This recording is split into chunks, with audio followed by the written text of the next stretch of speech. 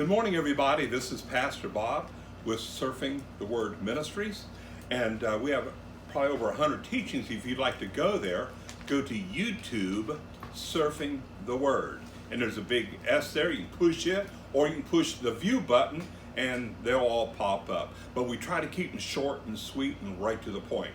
Today, I want to talk. I guess I'll call it God.gov. You know, God really set up the governments of the United States, and we got a lot of stuff going on all over America, and this is happening, and that's happening, and statues going down, and fires, and killings, and shootings, you know. Got a lot going on. But what does God say about it? And as Christians, we follow His rule book. So today we're going to hit the first few scriptures in Romans chapter 13. And it tells how we handle it today. And it starts off in Romans 13:1, and it says, "Let every soul be subject to the governing authorities." Everyone. "For there is no authority except from God." And the authorities that you see out there today, all those authorities that exist, was appointed by God. That's a mouthful, isn't it? You know why He set it up? To keep peace on the earth. To keep peace on the earth. I heard a man say one day, you pull the police department and all the sheriff and all the armies out of the world and everybody be dead in 2 years.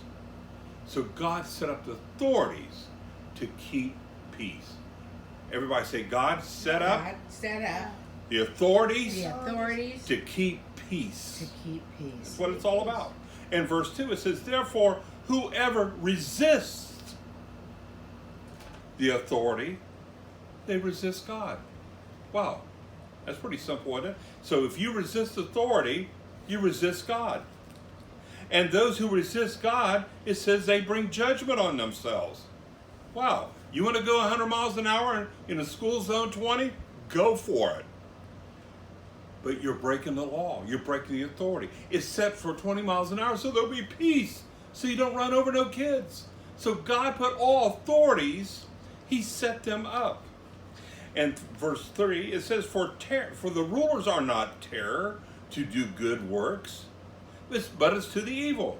Over the years, I used to ride with a friend of mine, a sheriff's deputy. We'd ride around at night. We didn't look for good guys to arrest them and throw them in jail.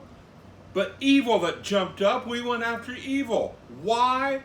To keep peace. To keep peace. So for rulers are not a terror to good works, but to evil. Do you want to be unafraid of authority? Do what is good. Just do what's right. And you will have the praise from the same. Good, peaceful town. Just being obedient to all the rules and the authority. And it says, do what is good, and you will have praise of the same. And verse 4 says, for he is God's minister. Did you know when all these policemen you see running around? God called them. God called them. I talked to one the other day, and I said, why are you a cop? He said, ever since I was a little kid, I wanted to be a policeman. He had that call of God on him to be a policeman. So verse 4 says, for he is God's minister to you. These are all ministers to you. Why? To keep peace. To keep peace. I love it. No Jesus, no peace. All the stuff going around all the way. They're lawbreakers. They're lawbreakers. God don't like that. He put police here to keep peace. For he is God's minister to you for good. But if you do evil, be afraid. For he does not bear the sword in vain. For he is God's minister and an avenger, and will execute wrath on him who practices evil. Guess what? You want to have problems? If the police see you, guess what? It says here, you're going to jail. You go to jail. That's what all that means. God's minister, don't be afraid. But he who bears the sword in vain, for he's the minister. The minister, he's an avenger to execute wrath on him who practices evil. You want to be a peace breaker, thief, and steal? Guess what? You go to jail. Hello? It's so simple. Christians should always be people of peace wherever they go. And so you should never be afraid of the policeman and authority. because they're God's peacemakers, peacekeepers for us.